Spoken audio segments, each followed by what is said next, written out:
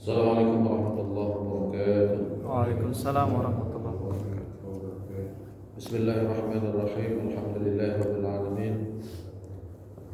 Wa bihi nasta'in ala umurid dunya waddin. Wassalatu wassalamu ala asyrafil anbiya wal mursalin nabiyyina Muhammadin wa ala alihi wa ashabihi ajma'in. Amma ba'd.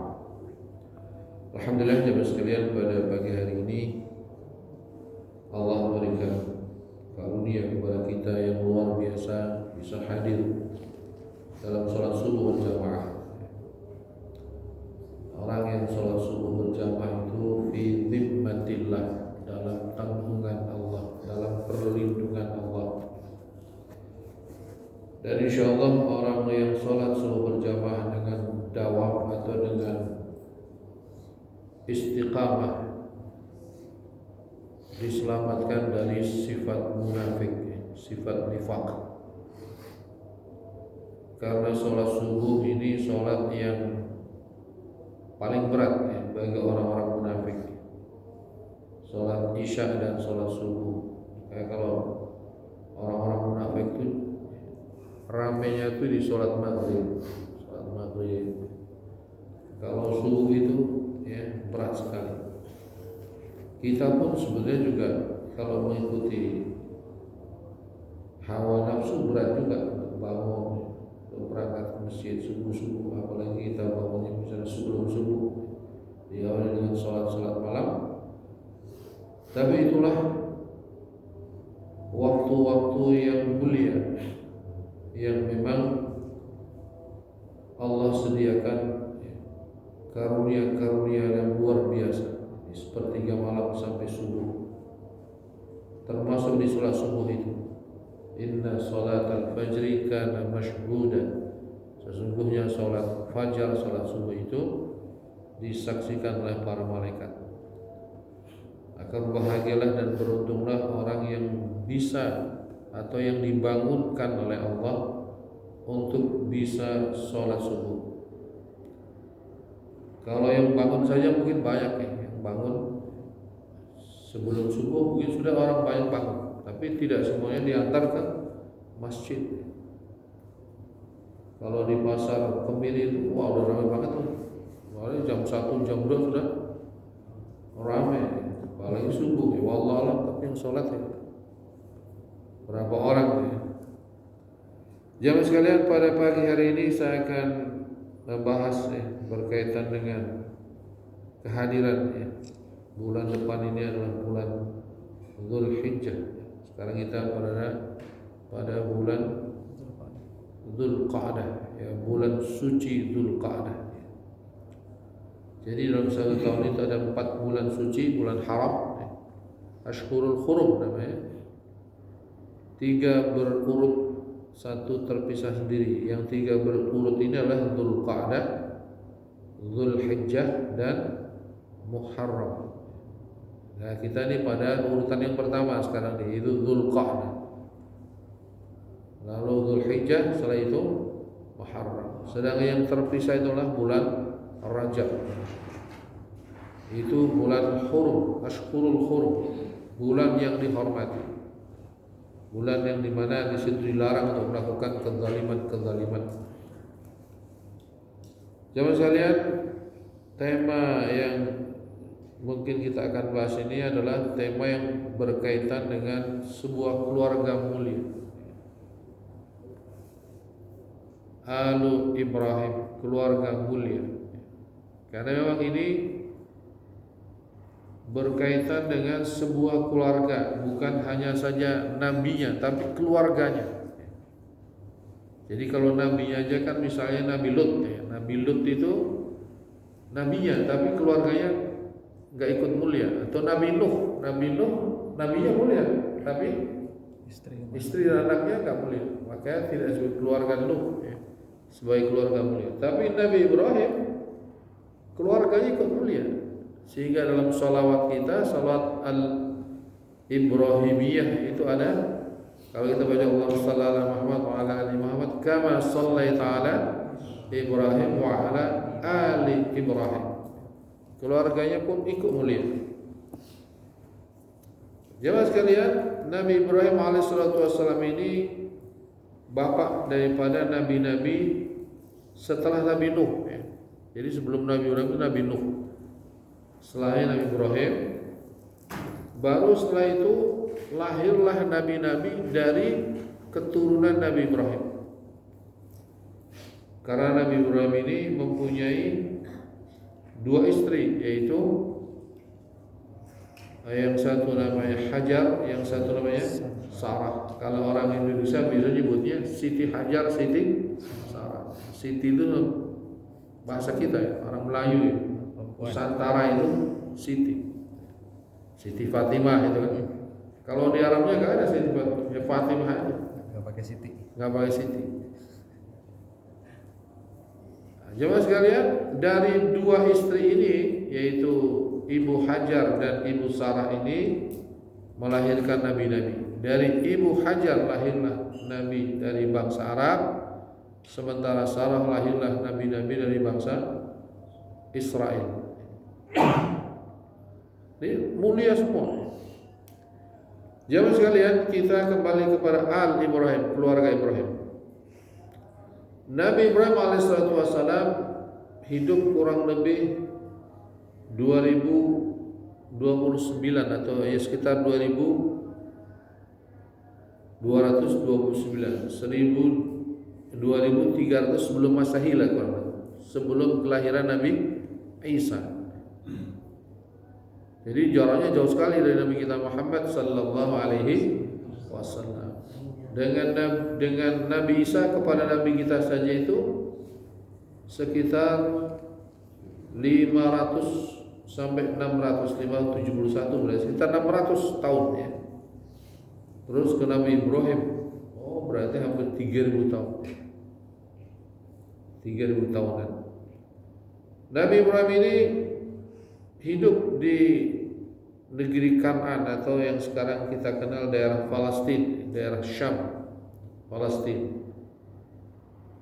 Kurang lebih jaraknya kalau dari Mekah saya lihat di jarak Google itu sekitar 1500 km.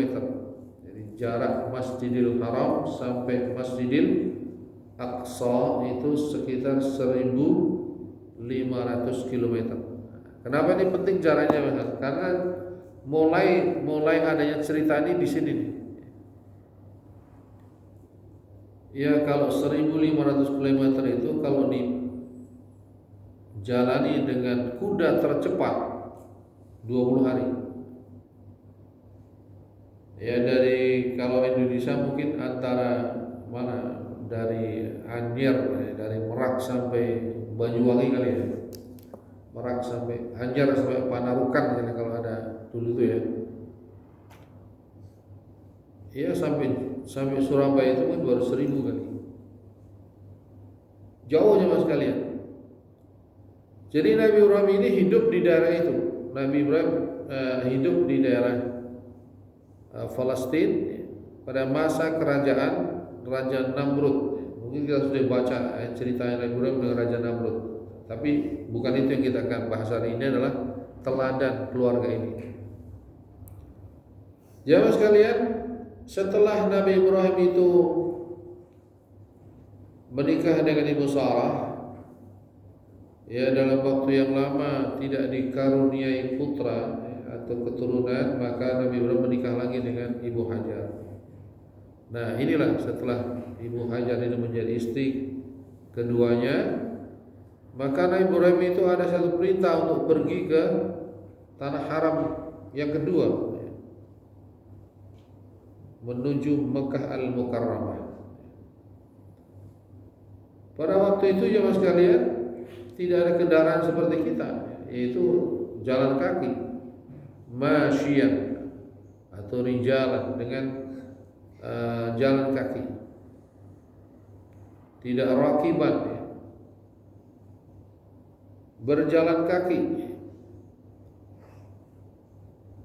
jarak 1500 kilo itu, ya wallahu alam berapa lama jalani pada waktu itu. Saya itu membayangkannya itu bagaimana zaman itu. Sedangkan dari Mekah ke Taif saja yang tidak begitu jauh, itu membayangkannya aja sudah luar biasa. Gunung-gunung batu ya, gunung-gunung batu dan padang pasir segitu jauhnya.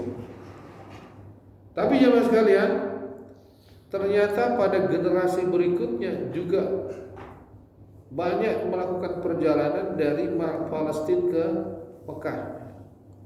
Di antaranya adalah ibu Imam Syafi'i dan Imam Syafi'i pada waktu kecil. Jadi Imam Syafi'i itu pada waktu kecil ya, itu lahir di Gaza atau kita kenal dengan Gaza. Di Gaza dibawa oleh ibunya ke Mekah pada waktu kecil. Itu perjalanan juga sejauh itu juga. Tapi kemudian kita lihat lagi, ternyata juga perjalanan jauh itu bisa dilakukan oleh orang biasa, walaupun dengan media kendaraan seperti yang kalau nggak salah minggu lalu tuh kapan ya saya kesini itu ketemu orang yang naik sepeda sampai Mekah. Ada ya? Waktu itu ya, Pak siapa itu namanya? Dia Pak tahun berapa itu pernah dari Indonesia kan Mekah naik sepeda. Indonesia ke Mekah mungkin lebih jauh, berapa ribu kilometer itu Indonesia Mekah. Walaupun mungkin sekarang ya tentu lebih enak karena ada kapal, jalannya lebih enak gitu ya. Mungkin juga makanan lebih mudah gitu. Tetapi jemaah sekalian, ini pertanda bahwa masa lalu itu perjalanan orang-orang itu jauh mungkin lebih jauh dari perjalanan kita ya. Kita yang hidup sekarang mungkin ya antara Indonesia aja, ini mereka antar negara dan dalam keadaan suasana tidak ada fasilitas seperti yang kita dapati sekarang ini. Bisa dibayangkan bagaimana perjalanan Nabi Ibrahim, kemudian Ibu Hajar dan anaknya itu yang masih kecil sampai di tanah haram 1.500 kilo. Masya Allah. Tapi Nabi Ibrahim ini terkenal hanifah muslimah wa ma kana minal musyrikin. Nabi Ibrahim terkenal orang yang punya sifat hanafiyah, yang betul-betul tulus, yang kalau ada perintah itu enggak pernah bertanya kenapa diperintah itu. Tidak pernah. Jadi kalau diperintah oleh Allah, dia sami'na wa ata'na. Sami'na wa ata'na. Kami dengar, kami lakukan, kami taat. Enggak ada pertanyaan kenapa saya disuruh seperti ini. Kenapa? Pertanyaan itu enggak ada. Kalau kita mungkin kadang-kadang masih ada pertanyaan, kenapa ya ada perintah ini? Paling anak kita. Anak kita kalau diperintah suka nanya, kenapa? Nah jemaah sekalian, perjalanan Nabi Ibrahim dan Ibu Hajar ke tanah haram ke Mekah itu sampai di Al-Buq'atul Mubarakah, lembah yang diberkahi. Tidak ada apa-apa jemaah sekalian, enggak ada kehidupan manusia selain orang ini. Ini kata Nabi Ibrahim sendiri ya. Nabi Ibrahim itu dia berkata ya, setelah sampai Mekah itu,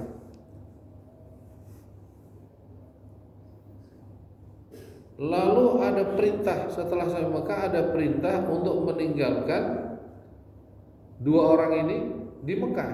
Nabi Ibrahim sendiri diperintah kembali lagi ke Palestina. Jemaah sekalian, kalau kita membayangkan perintah itu datang kepada kita,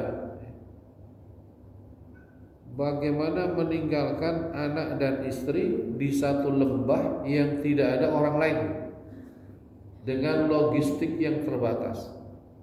Maka Nabi Ibrahim itu mengadu kepada Allah, Rabbi inni askantu min dzurriyyati biwadin ghairi dzi zar'in 'inda baitikal muharram. Ya Allah, aku tinggalkan anak istriku di satu lembah yang tidak ada pohon-pohonan, kering, lembah yang tandus, di rumahmu yang suci, rumahmu yang dihormati.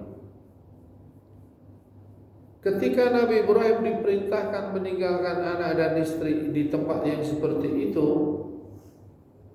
Nabi Ibrahim gak bertanya.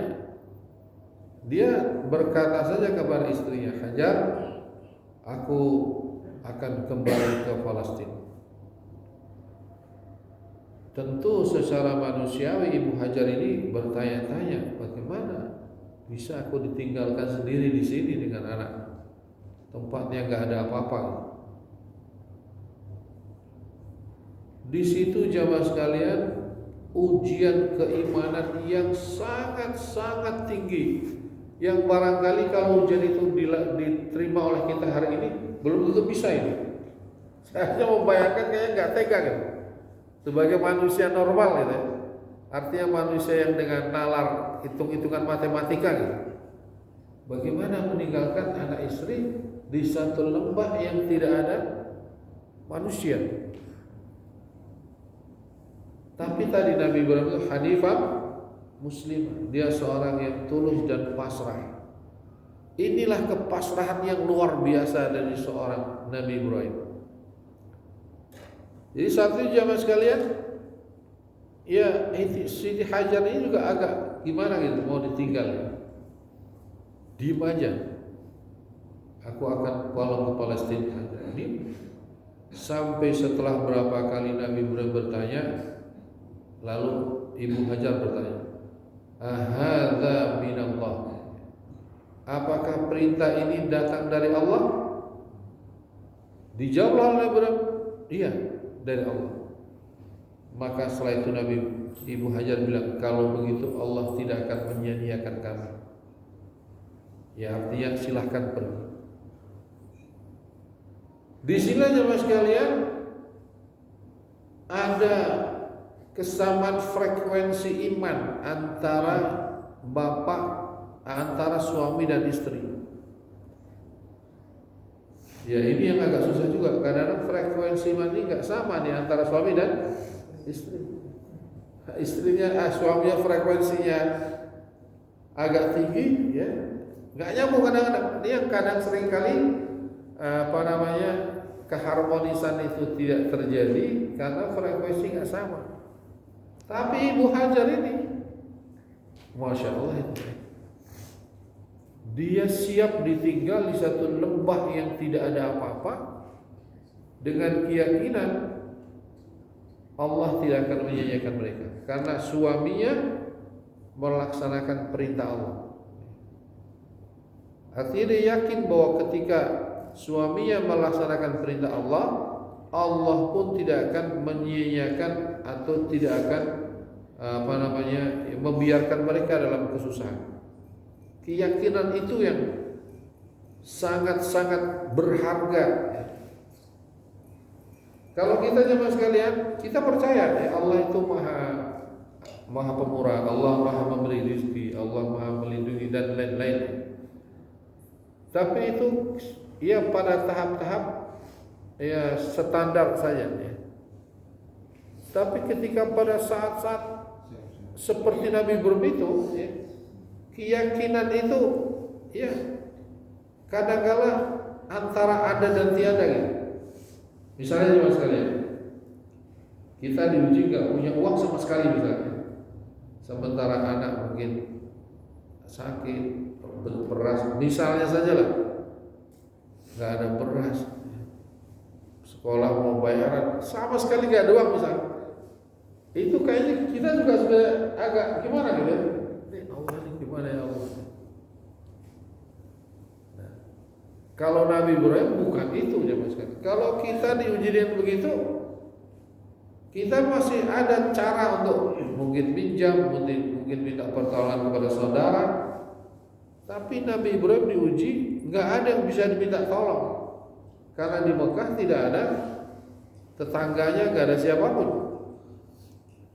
Jadi itulah tingkatan iman yang sangat-sangat luar biasa, di mana dia betul-betul menggantungkan harapan itu hanya kepada Allah Subhanahu wa taala.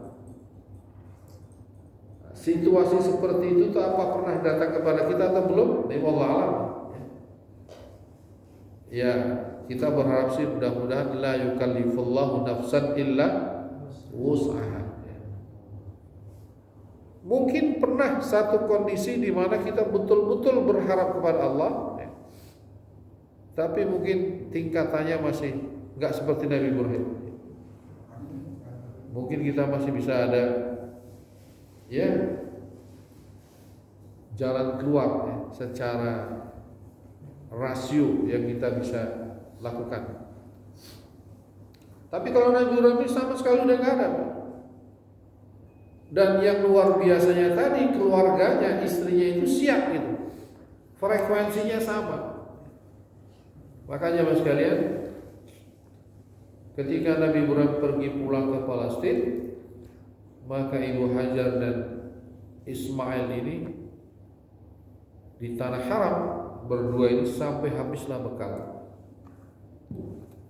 Sampai akhirnya Ismail menangis, Ibu Hajar mencari-cari air. Kita sering dengar ceritanya ya, berlari-lari antara Safa dan Marwah. Tapi jangan sekalian, yang perlu kita ambil teladannya adalah betapa Ibu Hajar dalam kondisi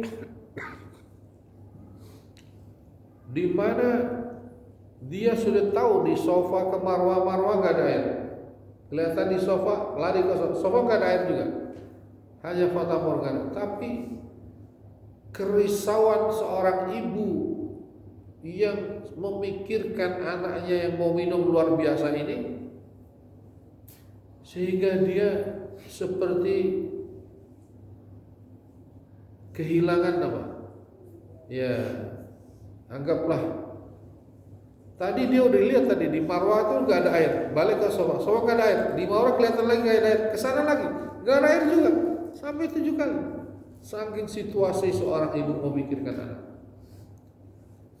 luar biasa ya, antara Safa Marwah. Makanya mas sekalian, saya melihat kemarin tuh ya, waktu umrah tuh, sekarang di Safa Marwah itu ada yang itu mobil apa itu, mobil golf ya, yang kita tinggal duduk, ditawari kita coba mau naik gak gitu. Saya nggak mau naik, kenapa? Ya selagi kaki ini masih bisa berjalan, kalau kita naik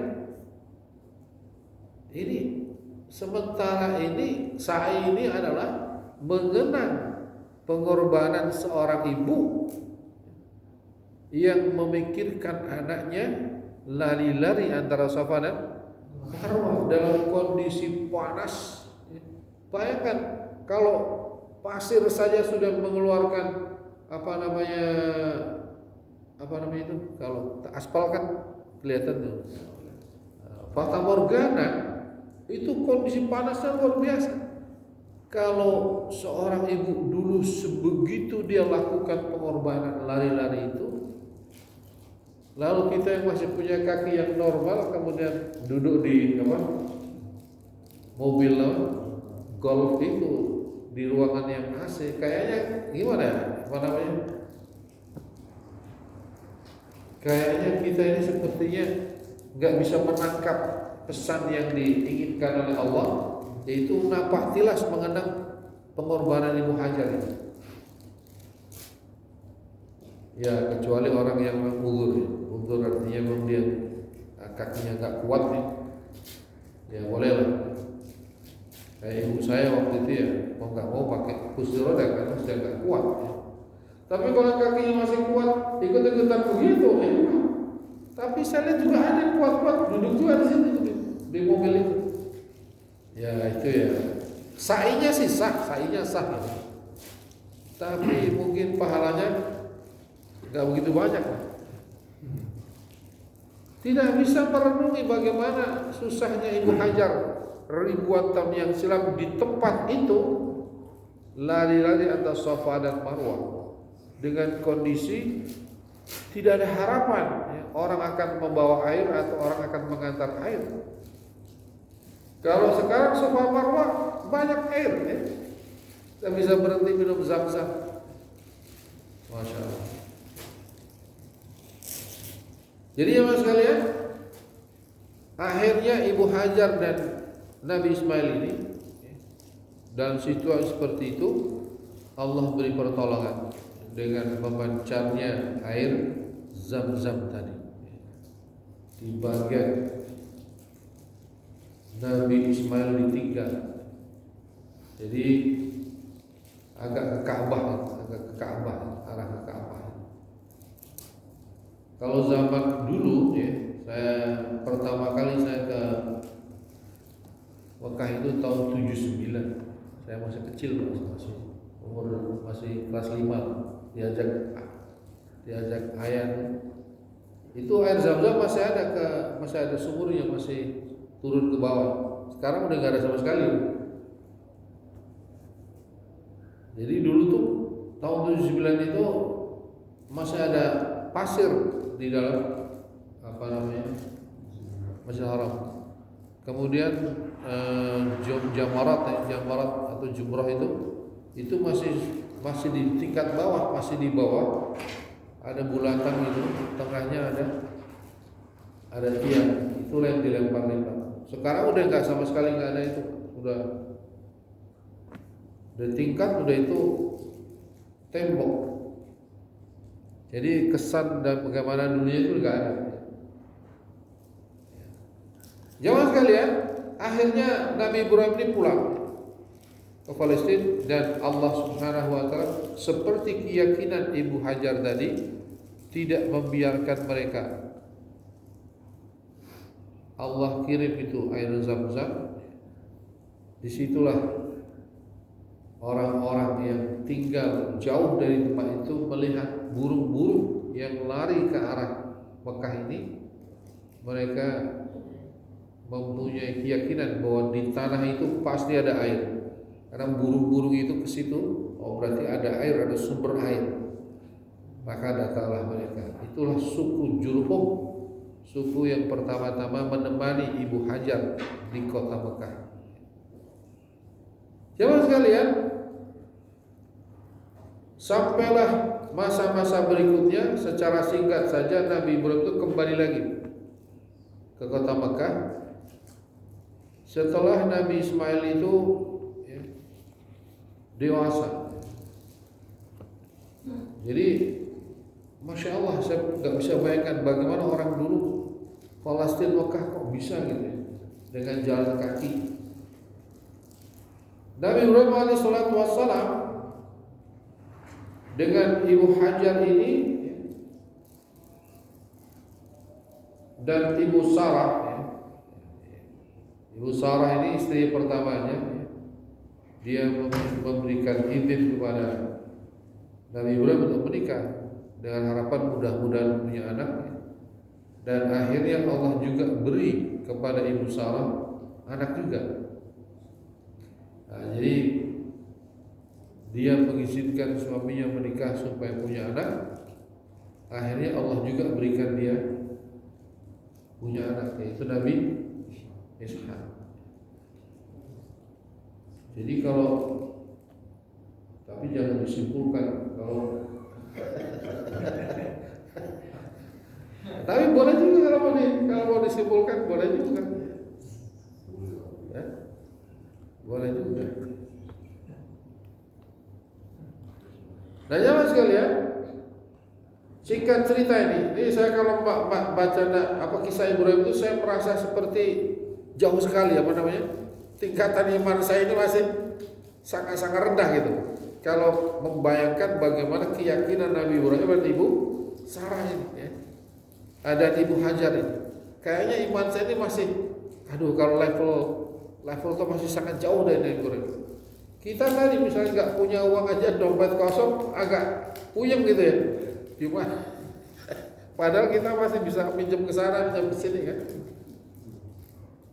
Tapi Nabi Ibrahim meninggalkan anak dan istri di satu tempat yang nggak ada apa-apa gitu.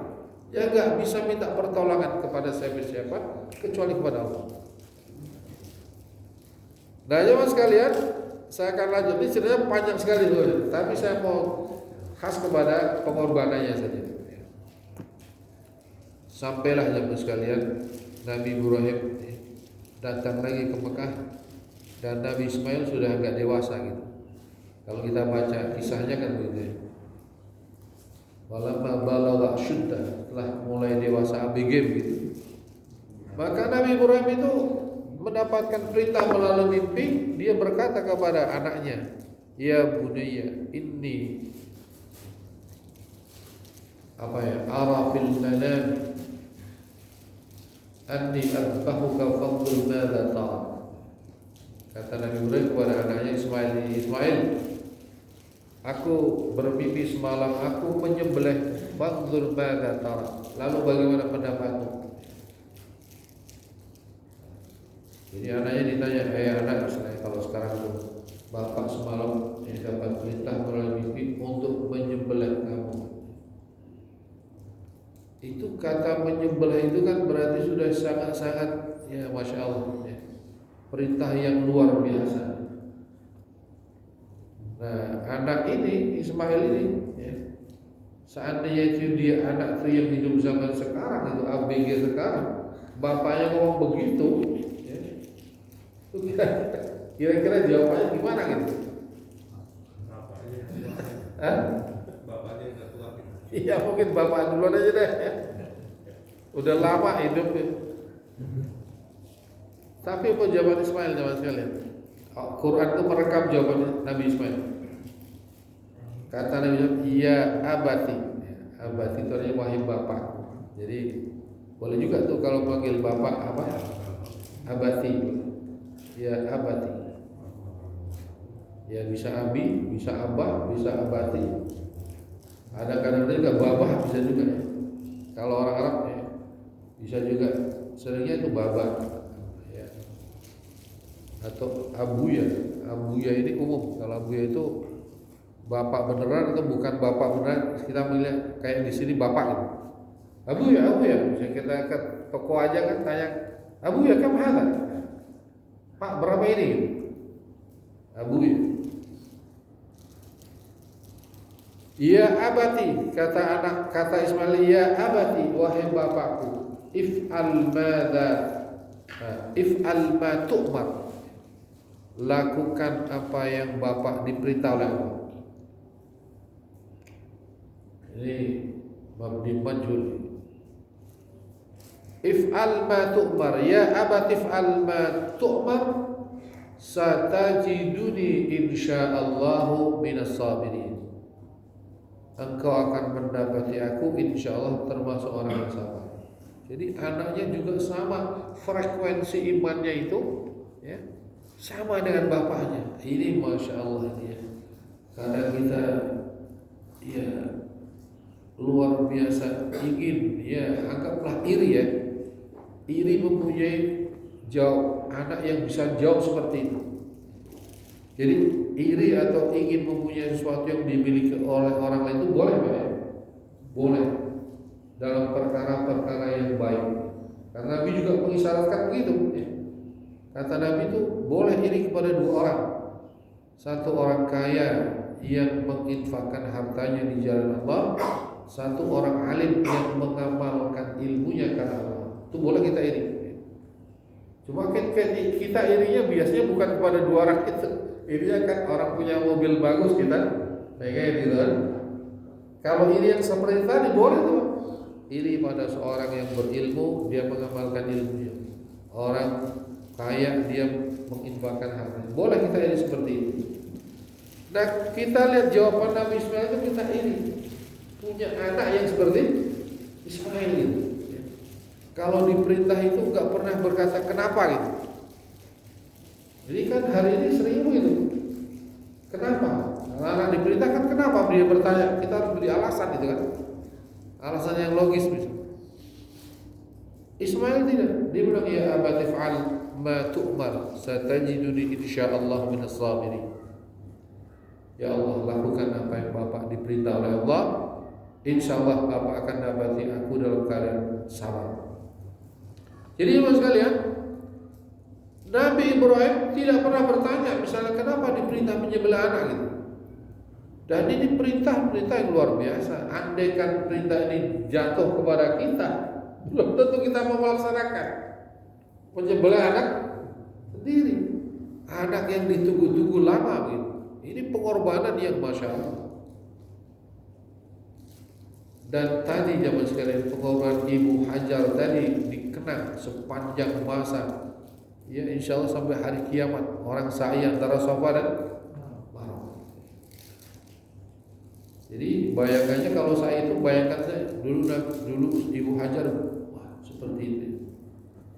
Sekarang Nabi Ibrahim zaman sekalian bawa anaknya menuju Jabal Kurban di Mina.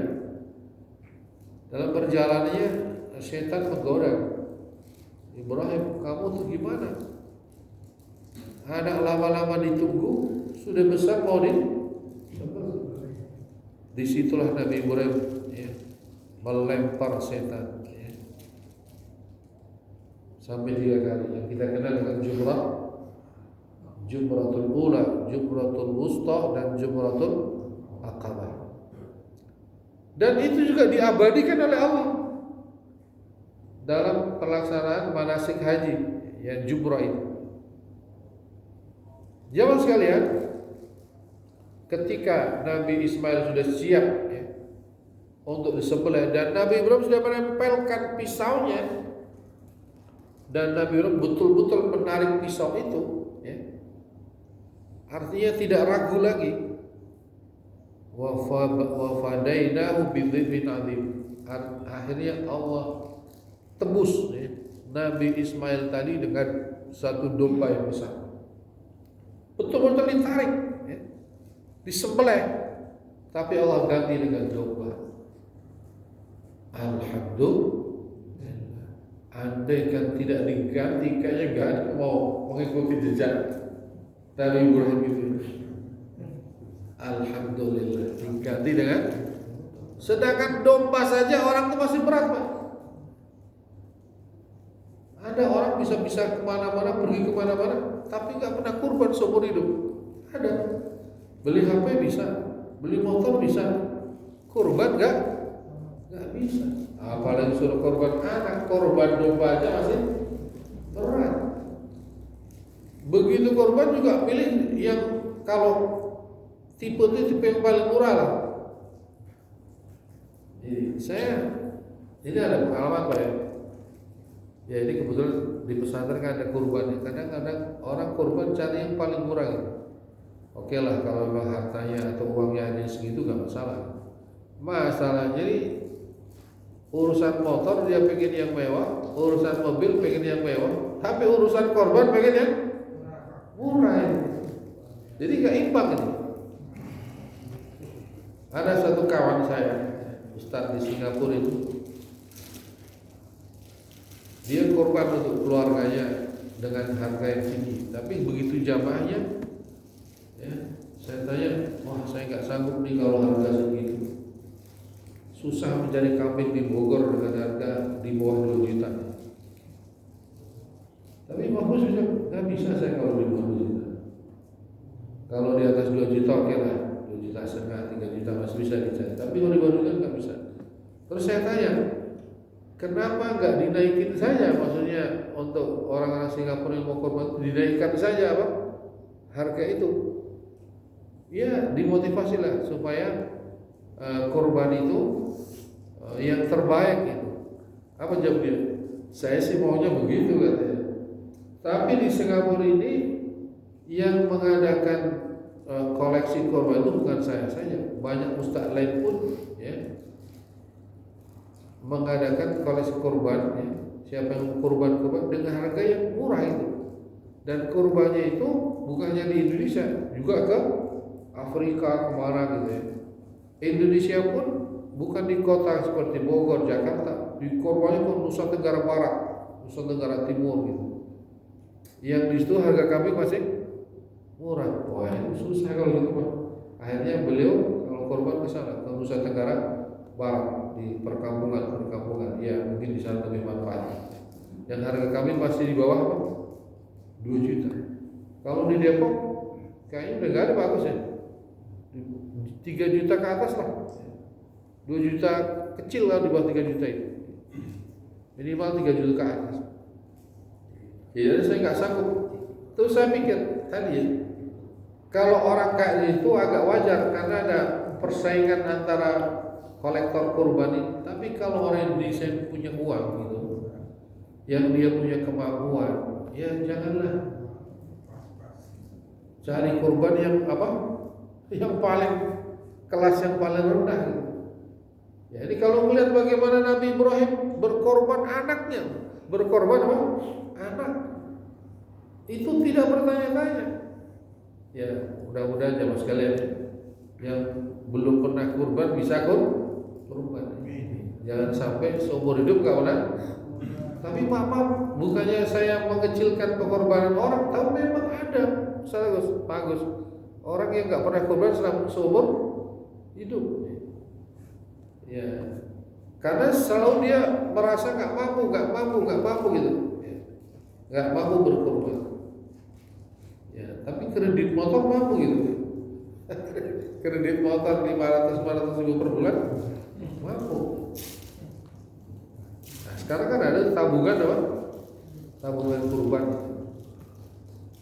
Nah, jamaah sekalian, akhirnya yang dilakukan oleh keluarga Nabi Ibrahim ini, bapak dan anaknya, dikenang sepanjang masa. Kita jadi kurban, ya. Jadilah kurban. Kemudian jemaah sekalian, lalu Nabi Ibrahim alaihissalatu wassalam pergi lagi sampai Nabi Ismail itu besar, menikah. Satu hari Nabi Ibrahim datang ke Mekah, nggak ada Nabi Ismail, dia ke rumahnya nggak ada Nabi Ismail, ada istrinya. Istrinya nggak tahu kalau itu mertuanya, nggak pernah ketemu. Terus ditanya, siapa kamu? Saya istrinya Ismail. Nabi Ibrahim nggak memperkenalkan kalau dia bapaknya. Gimana kabar kamu dengan Ismail? Aduh Pak, hidup kita susah katanya. Ismail ini pendapatannya begini. Pokoknya mengeluh Pak, mengeluh gitu. Terus kata Nabi Ibrahim, nah nanti kamu bilang pada suami kamu, ya, supaya dia ganti gembok rumahnya. Palang pintu belakangnya juga diganti, gembok rumah. Baik Pak. Setelah itu pulang, Nabi Ibrahim pulang, ya, nggak ketemu lagi. Nabi Ismail pulang, ya, nggak ketemu bapaknya.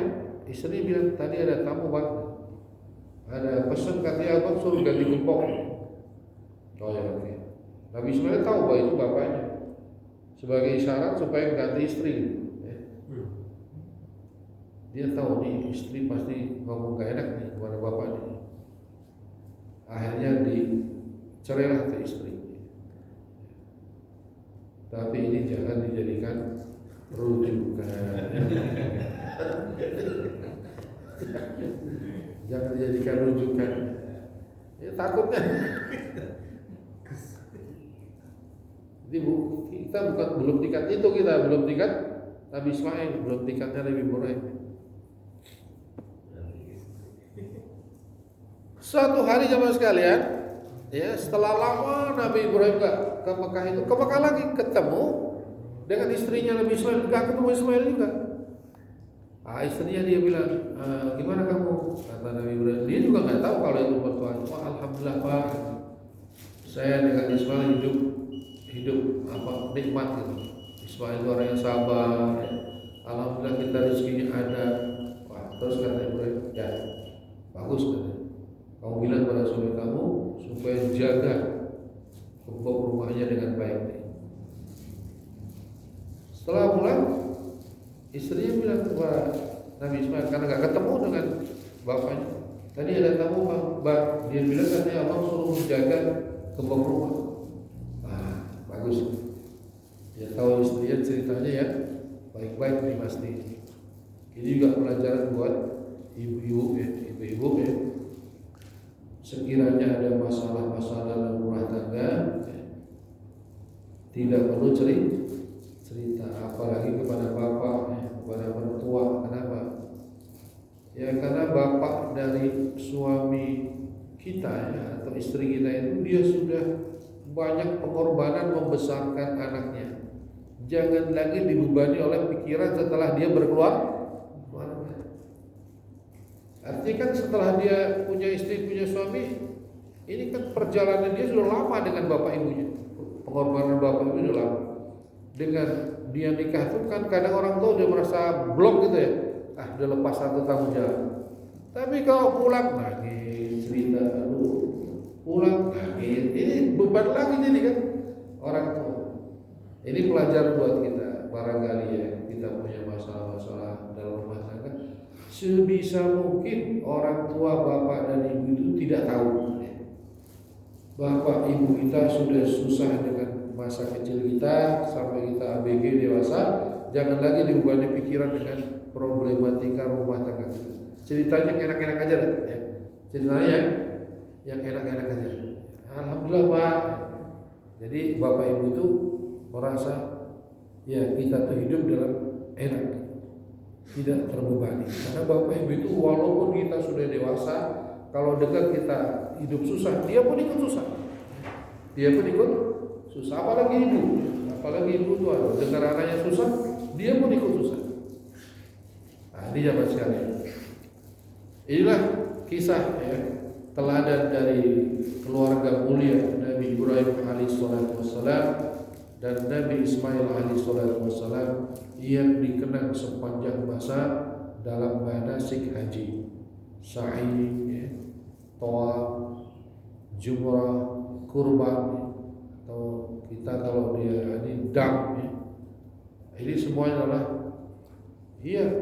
Allah Subhanahu wa taala memuliakan keluarga ini dengan dikenang pengorbanannya oleh seluruh kaum mukminin yang melaksanakan ibadah haji dan melaksanakan kurban.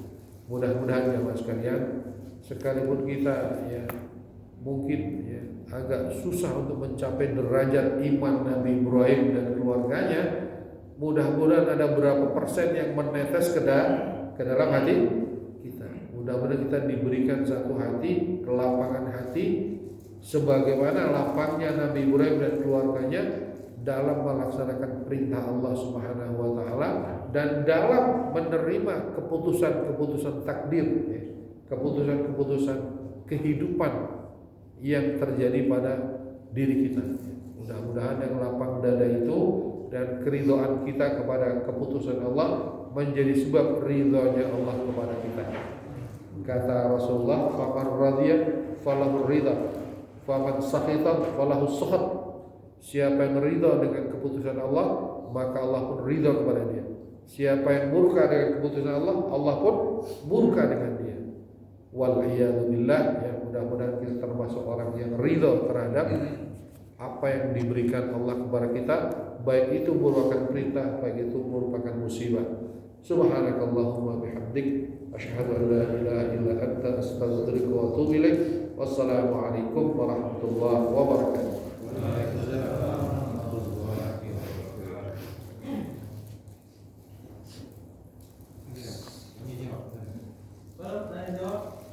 Yes, sir. Kalau tadi melihat pola hidupnya Nabi Ibrahim, kemudian aja, kemudian atau semakin kaya dari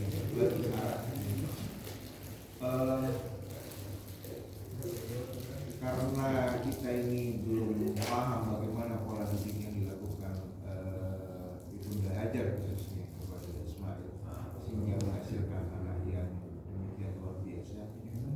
Ini mungkin di kajian-kajian yang berikutnya bisa disampaikan sebagai ibroh kita sebagai orang tua untuk bisa punya anak yang demikian. Kan orang awam melihatnya begini, Ustaz. Ya, kita kalau refleksi dengan kehidupan kita saat ini, gitu. Nikah, kemudian punya anak kecil, kemudian ditinggal, gitu kan. Nah, ini kan jeda di situ ada yang kosong, gitu kan.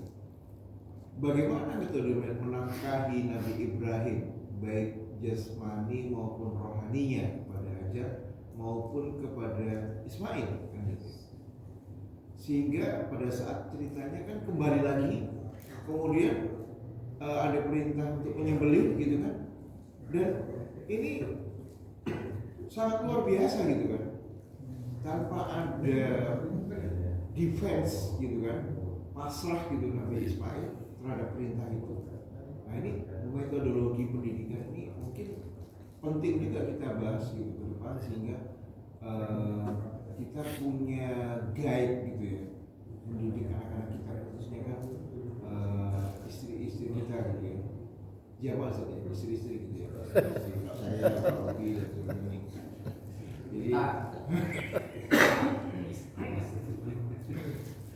Jadi agar dengan munculnya Ismail baru ini kan di generasi ini nih, izahnya Islam itu bisa makin tegak gitu mungkin. Boleh dibantu jelaskan gimana tuh kisah hanya Hajar itu mendidik, dan bagaimana itu Ismail Ibrahim memberikan nafkah kepada keluarga itu. Begini, jadi gini Pak Agus, wallah alam ini sekedar ini aja ya, apa yang bisa jawab ya. Jadi tarbiyah itu ada tarbiyah tadrisiyah, ada tarbiyah hayatiyah. Ada pelajaran melalui kurikulum akademik, tadris.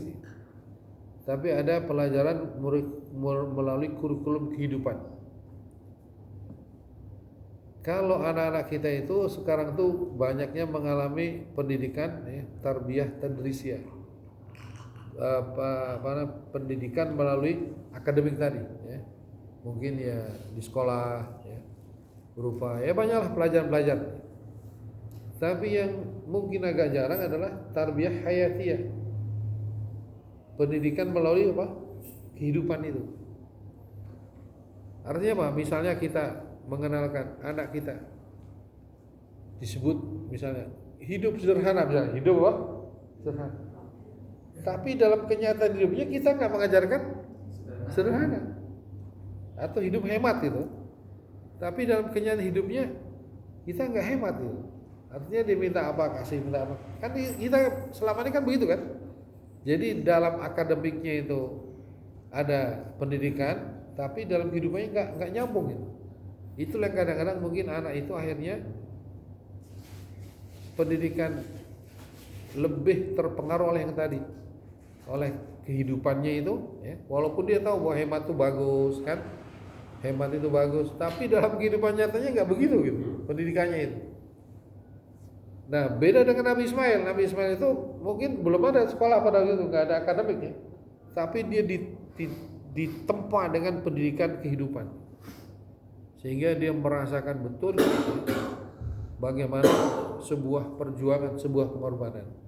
Dan ini kita merasakan juga Bapak sekalian ya, yang mungkin orang sudah tua-tua itu, bagaimana ya termasuk saya sudah agak tua juga, bagaimana kita dulu melalui satu pergulatan perjuangan yang memang betul-betul kita lalui itu. Ketika saya sendiri ya, ketika saya mondok, saya kuliah segala macam, itu kan banyak pengorbanan, gak seperti anak saya gitu. Anak saya kan mau mondok itu enak Pak Agus, kirimin duit, minta paket, kirimin paket, minta GoFood, kirimin GoFood juga gitu.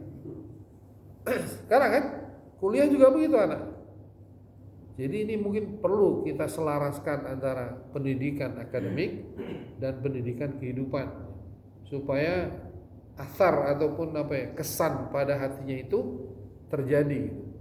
Nah, ini kira-kira jawaban saya seperti itu. Kemudian Mas Agus, untuk memang tadi pertanyaan kenapa Nabi Ibrahim menafkahinya bagaimana, ininya bagaimana, ini juga satu hal. Jadi Allah Subhanahu wa taala memberikan satu kewajiban.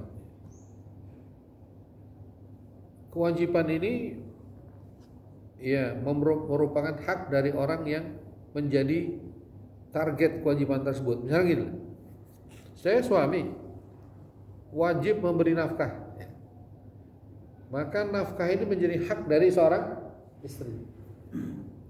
Tetapi ada tetapinya ini. Hak ini ya, boleh jadi menjadi berkurang atau tidak ada ketika ada keridhaan. Ketika ada keridhaan. Jadi contoh, saya beri contoh ya, Sauda. Sauda itu istri Nabi ya, yang umurnya sudah apa? Sudah tua lah ya, Sauda ya. Jadi setelah apa namanya Amul Huzn, setelah meninggalnya siapa? Istri pertamanya Khadijah ya. Kan Nabi itu sampai Khadijah meninggal nggak pernah nikah lagi, Pak. Jadi Nabi itu prinsipnya monogami, apa? Istrinya cuma satu. Sampai Khadijah meninggal baru Nabi menikah dengan beberapa istri. Sampai meninggal, Pak. Jadi kalau belum meninggal, udah tunggu saja sampai kok tunggu saja. Jangan punya niat itu. Karena Nabi nggak poligami sampai meninggal itu. Tapi jangan juga kapan meninggalnya, jangan juga. Nah ceritanya setelah menikah dengan Sauda Aisyah ini kan masih muda ya. Artinya ABG lah Aisyah. Jadi Nabi itu kan wajar namanya dia menyukai Aisyah kan. Nah Sauda ini sudah, kalau istilah ya mobil itu sudah mobil udah inilah. Jadi Nabi itu menikahi Sauda itu bukan karena kebutuhan biologisnya, ada sisi lain ya, menolong dia dan lain-lain. Nah Sauda ini pernah berkata, Pak, ini kata-kata Sauda, ya Rasulullah katanya, engkau memang mempunyai apa namanya, anggaplah kewajiban untuk mendatang ke tempatku, kan harus giliran kan, Pak? Ya setiap istri mendapat giliran didatangi oleh Nabi. Apa kata Sauda? Tapi ya Rasulullah, giliran engkau datang kepada aku itu aku hadiahkan ke Aisyah. Jadi hari di mana engkau harus hadir ke tempatku, saya berikan ke Aisyah. Silahkan engkau bersama Aisyah saja. Nah, ini bagus ya. Jadi haknya istri itu bisa gugur ketika istri itu apa? Ridho. Nah, begitu juga nafkah dan lain-lain ya. Kalau dalam sighat ta'liq kan begitu ya. Kalau istri meninggal, kalau suami dengan 6 tahun dan istri tidak menerima kan, maka dia berhak untuk mengajukan ya, dan jatuhlah talak satu kepadanya gitu kan. Tapi kalau dia ridho, nggak masalah kalau ridho. Kewajiban seorang suami memberi nafkah. Ya. Tapi istri bilang, ya, udah bang, saya alhamdulillah sudah punya pendapatan, gitu. Abang nggak usah lagi menafkahi. Itu nggak jadi masalah. Belum lagi kondisi darurat, ya. Kondisi darurat di mana Nabi Ibrahim tinggalnya jauh. Ya. Nah, tentu keadaan seperti itu tidak bisa menjadi rujukan kehidupan kita yang sekarang ini. Yang apa? Istilahnya yang normal ya, yang normal. Tapi bukan berarti artinya jangan kita mempunyai misalnya kalau gitu Nabi Ibrahim enggak melaksanakan kewajiban sebagai suami ya. Bagaimana nafkah batin, nafkah zahirnya bagaimana? Situasi berbeda sama sekali. Ya. Yang pertama tadi keridhaan istri tadi itu ya, menjadi ya, hal yang sangat penting. Walaupun dia tidak dinafkahi, dia tahu bahwa suaminya dalam keadaan berjuang ya. Suami dalam keadaan jihad fisabilillah, dia menggugurkan ya, kewajiban suaminya dengan meridhokan suaminya tidak menafkahinya, misalnya seperti itu ya. Jadi jamaah sekalian, kehidupan para mujahid, orang-orang perjuang itu nggak bisa kita bayangkan secara normal kayak kita ya. Karena mereka punya keridhaan tadi. Ya mudah-mudahan termasuk istri-istri kita juga mudah ridho ya. Kalau kita punya kekurangan kira-kira seperti itu bagus. Nanti suatu saat perlu dibahas tadi pendidikan akademik dan tarbiyah hayatiyah itu ya. Yang saya sendiri merasa apa ya? Ya, saya sendiri merasa yang masih kurang tadi tarbiyah kehidupan. Anak saya kalau secara akademik mungkin ya sudah pesantren dan segala macam. Kalau hadis dan apa? Anggaplah ayat Al-Quran mereka pernah dengar ya. misalnya ya ayat tadi, ayat iman, ayat hemat dan segala macam. Tapi dalam pola hidupnya yang sebenarnya, itu yang termasuk saya belum mampu melakukan secara maksimal. Sehingga anak itu memang Kang Ahmad ya, belum mampu mensyukuri nikmat Allah yang sesungguhnya. Jadi kalau makan itu belum ada, misalnya lauk itu dia masih, ini nggak ada lauknya, padahal ada telur. Jadi telur itu dianggap bukan lauk, padahal masya Allah. Ya. Zaman saya kecil telur satu dicampur dengan kelapa oleh ibu saya itu udah nikmat pada waktu. Sekarang anak-anak itu kurang rasa syukurnya. Ya di antaranya mungkin tarbiyah kita kepada mereka dalam kehidupan kurang juga. Ya, sehingga ya itulah yang terjadi pada hari ini ya. Antara pendidikan akademik dan pendidikan kehidupan itu kurang apa? Kurang selaras ya. Sehingga asar pada hatinya juga berbeda. Ya beruntunglah bapak-bapak yang masa-masa dulunya pernah mengalami kesulitan hidup ya. Ya, disitulah ada apa istilahnya, ada di hati itu ada rasa syukur ya. Setelah dewasa alhamdulillah ya. Itu kira-kira. Ya maksud saya. Oke, kita lanjut pada terus berikut.